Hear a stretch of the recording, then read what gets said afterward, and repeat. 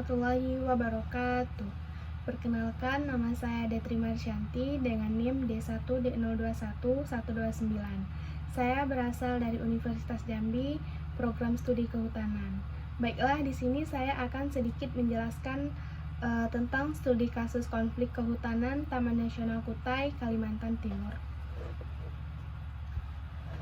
Latar belakang: Taman Nasional Kutai atau TNK yang dikelilingi daerah industri telah mengundang masyarakat untuk bermukim di dalam maupun di luar kawasan TNK karena mereka berharap dapat memperoleh lapangan pekerjaan. Sebelum memperoleh lapangan pekerjaan pada tahun 1982, yaitu saat kawasan ini ditetapkan menjadi Taman Nasional.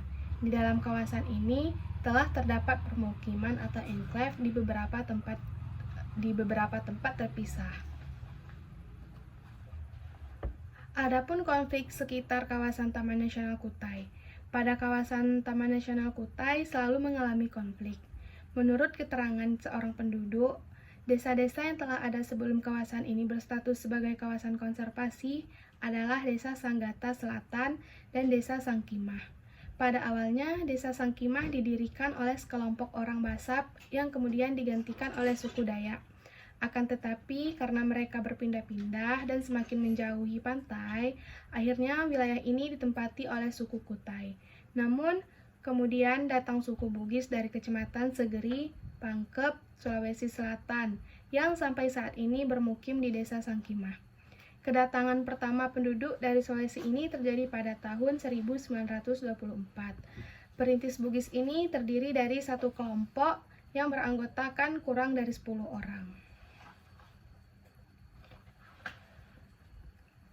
Pada kawasan Taman Nasional Kutai selalu mengalami konflik. Menurut keterangan seorang penduduk,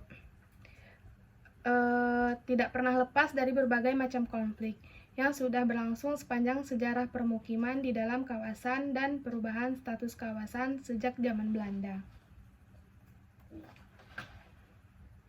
Masalah pemukiman ini memang telah ada sejak lama, namun pada waktu itu jumlah pemukiman masih sedikit dan mereka tidak berani melawan terhadap petugas yang mengawasi Taman Nasional Kutai.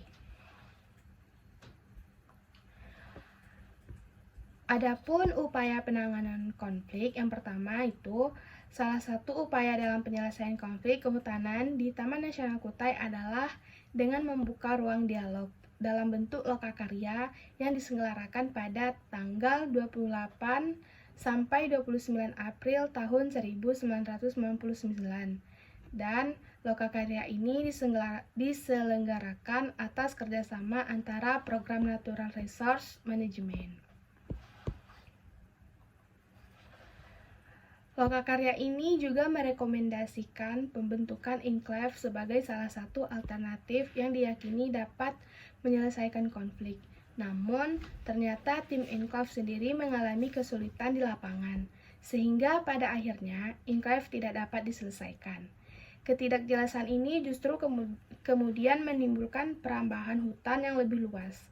Perbedaan persepsi dan keterbatasan dana dalam kegiatan enklave merupakan kendala utama pelaksanaan enklave.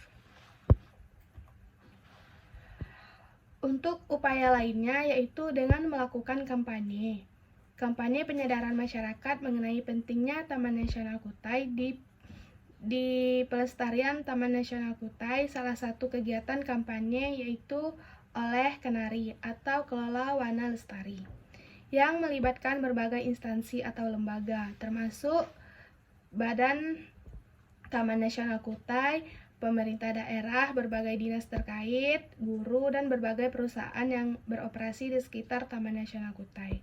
Sampai saat ini, hasil yang sudah tampak adalah masyarakat pemukim mulai menyadari kepentingan konservasi di dalam kawasan Taman Nasional Kutai ini.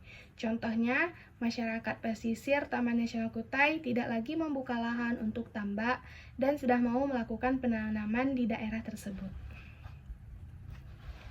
Terima kasih.